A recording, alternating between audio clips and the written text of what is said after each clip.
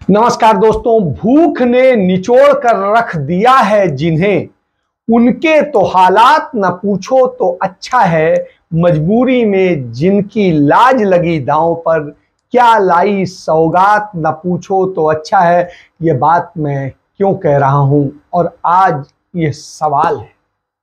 भूख से बिलखते लोग हैं, तड़पते लोग हैं, गरीबी से मरते लोग, काम करते लेकिन रोटी न जुटा पाते और मरते लोग हैं। इस हाल में युवा बेरोजगार मरते, मौत को गले लगाते वो लोग हैं। तो यह हमारे हिंदुस्तान की आज तस्वीर है और जब हिंदुस्तान की तस्वीर हो तो चिंता करनी पड़ती है। आपको याद होगा कि 2011-12 का जो आंकड़ा है, जो जिस तरह से आज से 10 साल पहले की बात कर लेते हैं, 10 साल की तुलना कर लेते हैं। 10 साल पहले भारत की जो बेरोजगारी दर थी वह 2.2% थी, 2.2%। और आज भारत की बेरोजगारी दर 8.3% है। और जब 8.3% हो तो आप समझिए कि क्या स्थिति है। मतलब देश का कितना बड़ा वर्ग है, नियमित तौर पर रोजगार कम हो रहे हैं, खत्म हो रहे हैं और सारी चीजें। इसको लेकर के एक चीज समझिए कि यदि हम एक तरफ तो अपनी अर्थव्यवस्था का, आज के बड़े अखबारों में बड़ा बड़ा सा छपा हुआ है कि भारत की अर्थव्यवस्था जो है दुनिया की 5वीं सबसे बड़ी अर्थव्यवस्था बन गई है और ये है। और इस तरीके से जो यह चाटुकार मीडिया है, जो इस तरह का मीडिया है, वो उन चीजों को एनालिसिस ही नहीं कर रहा है कि जो डाटा भारत सरकार दे रही है। सिर्फ उन्होंने प्रेस नोट जारी किया और आपने छाप दिया और सब में एक ही जो है लीड हो जाती है, क्योंकि सरकार को अच्छा लगना चाहिए, मोदी जी को अच्छा लगना चाहिए। और जब यह स्थिति हो तो आपको सोचना पड़ता है। अब मैं आपको बताता हूं, देश की जो बेरोजगारी दर 8.3% है, ये CMIE का आंकड़ा है। और जब इस आंकड़े को आप देखेंगे तो आपको पता चलेगा कि किस हालत में अनएम्प्लॉयमेंट। आप समझिए, जो centre for monitoring Indian economy ने आंकड़े जारी किए और वो आंकड़े चिंता पैदा करते हैं। और देश के अंदर किस तरीके से बेरोजगारी बढ़ रही है और शहर में बेरोजगारी चरम पर जा रही है, ग्रामीण इलाकों में भी बुरी स्थिति है। तो आज ग्रामीण इलाकों में भी है कि एक खेत में कैसे 4 लोग उस पर करें। आज नौकरी नहीं है, लोग बैठे हुए हैं, लाइनों में लगे हैं। पहली बात, जगह नहीं निकल रही, जहां जगह निकल रही वहां जाते हैं तो नौकरियां नहीं, और नौकरियां हैं तो कहा जाता है कॉन्ट्रैक्ट पे मिलेगा। तो आप समझिए, जब ये हालात हो तो आपको चिंता करने पड़ते हैं और यह चिंता की स्थिति है। नौकरियां लगातार खत्म हो रही हैं, करीब 25 लाख नौकरियां खत्म हो गई। ये इस दौर की बात कर रहा हूं और इस दौर की बात कर रहा हूं तो आप देखिए, हरियाणा में सबसे ज्यादा बेरोजगारी है राज्यों में, जिसमें 37.3% बेरोजगारी की दर है यहां पर। और राज्यों में सबसे कम बेरोजगारी दर कहां है? छत्तीसगढ़, 0.4%, मतलब आधा % भी नहीं है।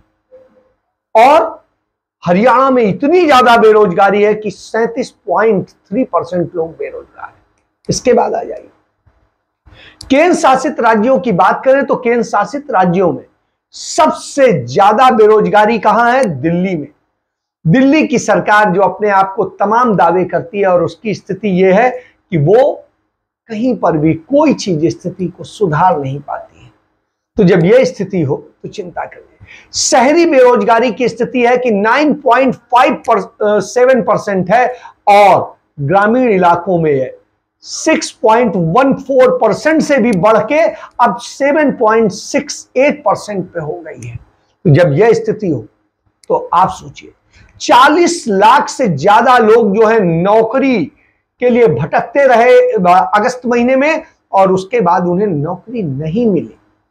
कृषि क्षेत्र में रोजगार घट गया है, दूसरे और तमाम सारे क्षेत्रों में रोजगार घट गया है। और रोजगार घटने की स्थितियों पर यदि आप गौर करें तो एक उदाहरण आपको देता हूं कि जिस तरीके की स्थितियां हैं मध्य प्रदेश में 7.5 लाख सरकारी कर्मचारी हैं और जिनमें 4.25 लाख कर्मचारी ही सिर्फ तैनात हैं, बाकी खाली पड़े हैं पर 2.5 लाख। तो अगले 3 साल में 2.5 लाख कर्मचारी और रिटायर हो जाएंगे। आप समझ लीजिए, मतलब 2.5 लाख और रिटायर हो जाएंगे तो पूरे 2 लाख भी नहीं बचेंगे।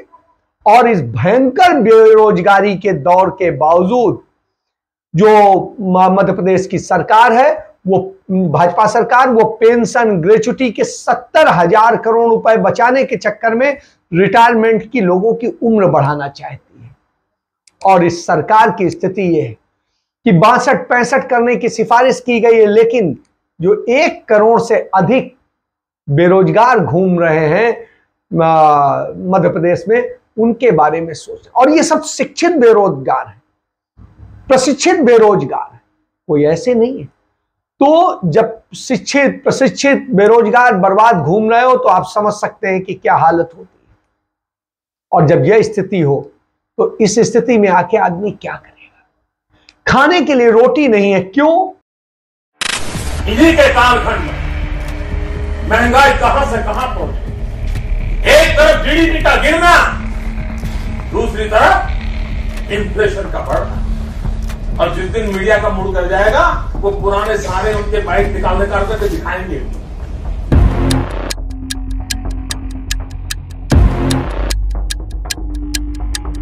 मैं यह मानता हूं कि महंगाई यदि बढ़ रही है तो इस गवर्नमेंट की wrong economic policy, wrong economic planning और करप्शन प्रमुख रूप से 3 कारण है जिन कारणों से महंगाई बढ़ रही है।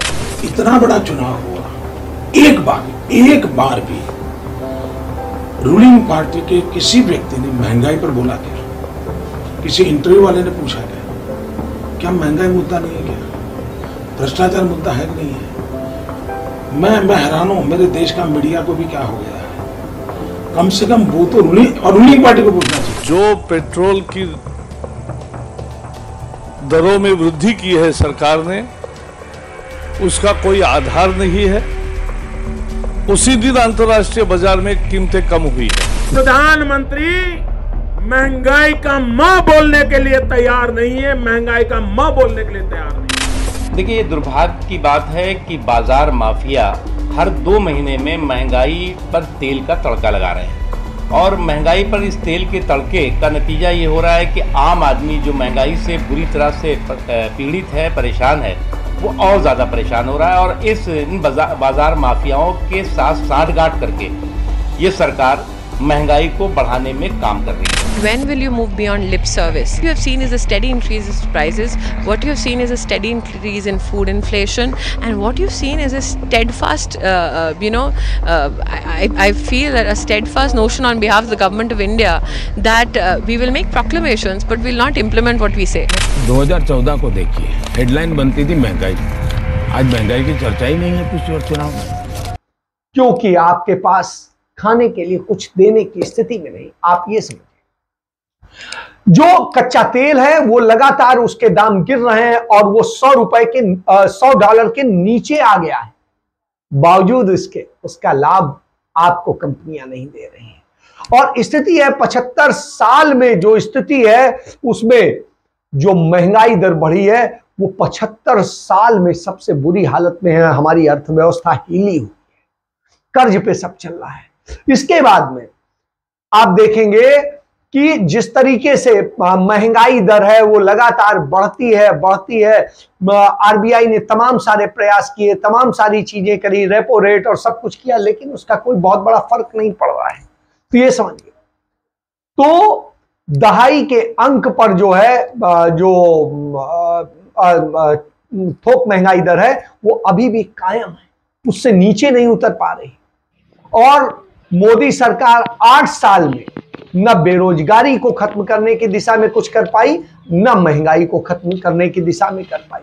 और इसकी स्थिति यह है कि आज हमारे यहाँ खाने तक के संकट आ गए हैं, क्योंकि हमारे अनाज भंडार खत्म हो रहे हैं और हमने उसको बेचना और दूसरी चीजों फायदा उठाने की स्थिति की। रेपो रेट और सब कुछ घटाने के बाद में भी कुछ हो नहीं रहा है। सीपीआई इन्फ्लेशन लगातार बढ़ा हुआ है। तकरीबन 7% के आसपास चल रहा है, तो आप समझिए कि क्या स्थिति है। उसी के इर्द गिर्द घूमता है, और जब उसी के इर्द गिर्द घूमता है तो आप चिंता करेंगे कि कैसे चले। घर चलाना मुश्किल हो गया है, और जब घर चलाना मुश्किल हो तो आपको सोचना पड़ेगा कि कहां आप ले जा रहे हैं। क्या कहते थे आप, महंगाई के मुद्दे पर आपके पास जवान पर ताला लग गया है, तो महंगाई के मुद्दे पर आप चुप्पी क्यों नहीं तोड़ते नरेंद्र मोदी जी, क्यों नहीं तोड़ती वित्त मंत्री जो इतना बोला करते थे। आप समझिए, जो मौजूदा फिगर्स हैं उनको आप देखिए। जीडीपी को कहा जा रहा है 13.5% जीडीपी ग्रोथ है, जबकि वास्तव में जीडीपी हमारे यहां सालाना यदि पूरे 3 साल का रिकॉर्ड देखेंगे तो जो बढ़ी है वो 3% के आसपास बढ़ी है। और 3% के आसपास बढ़ने का नतीजा ये है कि हर साल औसतन 1% बढ़ रही है, जो हमारे यहाँ 6% से ऊपर बढ़ रही थी, और हम उम्मीद 8% की करते थे कि उस पर स्थायी हो। महंगाई की स्थिति है, आप देखिए 2014 में जो 410 रुपए का गैस सिलेंडर था कुकिंग गैस का, वो आज 1055 रुपए का है। आप समझिए, इसके बाद में जिस तरह की स्थितियां हैं, बेरोजगारी ने हमारे देश को तोड़ दिया है। आप देखिए किस तरीके से बेरोजगारी बढ़ रहा है, और इन सब का नतीजा है कि टूटे हुए लोग हमारे सामने हैं। और जब टूटे हुए लोग हो तो सोचना पड़ेगा। यही वजह है कि हमारे यहां कामगार जो मेहनत करके कमाता था, जो सर्दी गर्मी धूप बरसात उससे डरता नहीं था, वो हर चौथा दिहाड़ी मजदूर आज आत्महत्या कर रहा है। तो आत्महत्या करने वाला हर चौथा व्यक्ति कौन है? वो दिहाड़ी मजदूर है। वो व्यक्ति है जो अनियोजित सेक्टर में काम कर रहा है, असंगठित क्षेत्र में काम कर रहा है। चौंकाने वाले आंकड़े हैं, और ये मेरे आंकड़े नहीं हैं, ये सारे आंकड़े भारत सरकार के हैं। और उनके मुताबिक 2021 में यदि आप देखेंगे तो 1,18,979 लोगों ने आत्महत्या की। मतलब एक राउंड फिगर में 1,19,000 लोगों पुरुषों ने आत्महत्या की, और इनमें 37,751 दिहाड़ी मजदूर थे, और उसके बाद में 18,803 स्वरोजगार से जुड़े हुए लोग थे, और 11,742 लोग जो हैं वो बेरोजगार लोग थे। आप इस आंकड़े को समझिए कि इतनी भयावह स्थिति हो गई है इस कारण से। आप समझिए, जब नोटबंदी आई, जल्दबाजी में मनमानी तरीके से, मूर्खतापूर्ण तरीके से एक नोटबंदी करके किस तरीके से देश को बर्बाद किया गया। उसके बाद में मनमानी जीएसटी थोप दी गई, और उससे अर्थव्यवस्था गड़बड़ा गई। और उसके बाद में आपने क्या किया? मनमानी लॉकडाउन कर दिया। जब 500 लोग भी नहीं मरे थे तब आपने लॉकडाउन लगा दिया। जो है, जहां है, जैसा है ठहर जाए। लोग मरने लगे और सब बर्बाद हो गया। और जब 2021 में उससे बुरी स्थिति थी तब आपने कोई ऐसे कदम नहीं उठाए। तो यह इस बात का संकेत है कि आपने किस तरीके से बर्बादी की दिशा में ढकेला है। तो आपके मूर्खतापूर्ण फैसलों ने देश की पूरी अर्थव्यवस्था को हिला दिया, और कुछ जिनके पास काले धन थे उनके धन को सफेद कर दिया। काला धन न सिर्फ भारत में बढ़ा बल्कि स्विस बैंक में, और वो काला धन सफेद होता चला गया। आप सिर्फ राजनीतिक एजेंडे के लिए काम करते हैं साहब। तो यह स्थिति है। इकोनॉमी ट्रैक से उतर गई, कल कारखाने बंद होने लगे, बेरोजगार बढ़ने लगे, और हालत यह आज 90 करोड़ बेरोजगार लोगों का देश बन गया है। इस दिशा में आज देश आ गया है। अनायास मंदी देश में छा गई, जो भारत में आवश्यकता नहीं थी। हमें याद है वैश्विक मंदी आई थी 2008-9 में, और उससे हमने बड़ी आसानी से निपट लिए थे, और हमने अमेरिका को चुनौती दे दी थी कि आप अपने भी भेज दीजिए, हम उन्हें भी रोजगार दे देंगे। तो इस स्थिति में थे। और आज क्या है? आज हमारे लोग देश छोड़ के जा रहे हैं, दिन प्रतिदिन जा रहे हैं। बच्चों के भविष्य असुरक्षित हैं। वो कहते हैं कि अब देश में कुछ बचा नहीं। तो आप समझिए, मध्यम श्रेणी के उद्योग धंधे जो व्यापार थे वो 60% कम हो गए। तो यह दशा है। नोटबंदी से हालत खराब होना शुरू हुई, वो आज तक थमी नहीं है। और जो आपका ही डाटा बताता है कि जिस तरीके से सारी जगह बढ़ा है, महिलाओं ने आत्महत्या करना शुरू कर दिया, महिलाओं की संख्या बहुत ज्यादा है। और जब ये स्थिति हो तो आप सोचना पड़ेगा कि आप कहां ले जा रहे हैं, किस जगह ले जा रहे हैं। तो जब ये स्थिति है तो आप इसको देखिए, आज हालत ये है इस देश के अंदर, नरेंद्र मोदी के अमृत काल में 30% लोगों ने दूध की जो खपत थी उसे कम कर दिया है, खरीदना कम कर दिया है, जिसके कारण क्यों दूध की स्थिति है, खरीदने का पैसे नहीं है, अपना घर कैसे चलाएं, तो दूध पीने की बजाय कुछ और खा लेंगे, कुछ सस्ता कर लेंगे, ऐसे काम चल रहा है। कम गुणवत्ता वाले दूध की खरीदारी बढ़ गई है जो थोड़ा सस्ता पड़ता है।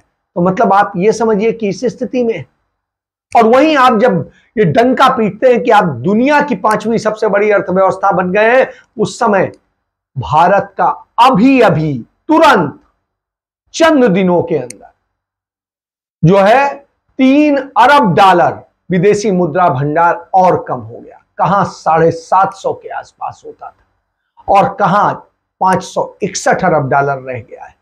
तो आप समझिए लबालब खजाना आपको मिला था और आपने उस खजाने को खत्म कर दिया। आज बच्चे दूध नहीं पी सकते, कुपोषण की स्थिति है, देश को कुपोषित आपने बना दिया और 22 करोड़ कुपोषित बच्चे हैं आज।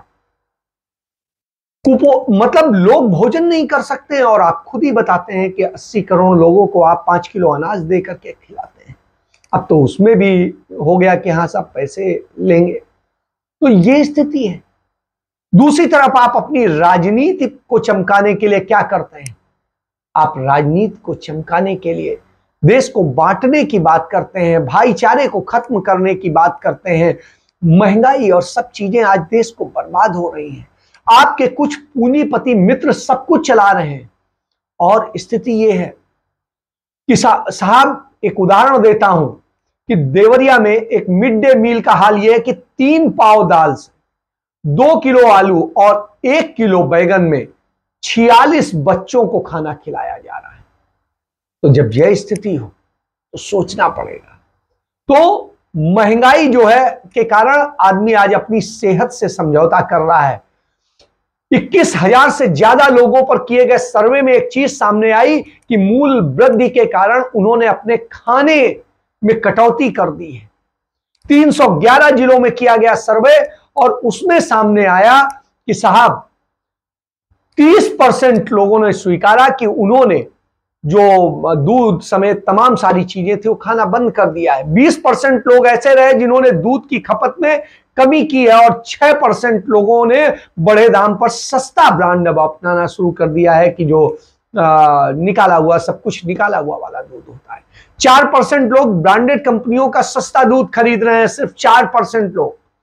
68% लोगों ने स्वीकारा कि उन्होंने कोई जो है स्थिति है उनकी बद से बदतर स्थिति है और इसलिए वो कोई बहुत बड़ा बदलाव तो नहीं कर पा रहे हैं, लेकिन वो बहुत खाने की स्थिति में नहीं। जब यह स्थिति हो कि महंगाई ये है और ये है, तो फिर आदमी आत्महत्या नहीं करेगा तो और करेगा क्या? एक तरफ आप कश्मीर और सबकी बातें करते थे, वहां पर लगातार हत्याएं हो रही हैं, लगातार सारी चीजें हो रही हैं, आतंकवाद लगातार बढ़ रहा है, और दूसरी तरफ आप ये कर रहे हैं। तीसरी तरफ आप संविधान से प्रस्तावनाएं कैसे हटाई जाएं और क्या किया जाए इसके लिए काम कर रहे हैं कि साहब कैसे सेकुलर शब्द हटा दो, कैसे क्या हटा दो। तो उसको लिए 2 शब्दों को हटाने के लिए सुप्रीम कोर्ट आपके लोग जा रहे हैं।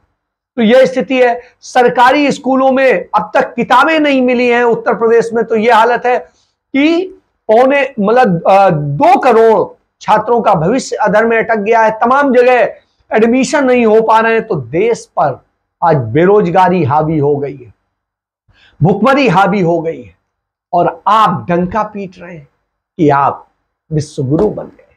अब इससे ज्यादा शर्मनाक बात कोई नहीं हो सकती किसी भी सरकार की। और यदि यही है तो बिल्कुल सही है जो मैंने आपको कविता की भूख ने निचोड़ कर रख दिया, जिन्हें उनके तो हालात न पूछो तो अच्छा है, मजबूरी में जिनकी लाज लगी दांव पर क्या लाई सौगात न पूछो तो अच्छा है। इसके साथ मैं चर्चा समाप्त करता हूं। जय हिंद, जय भारत, वंदे मातरम।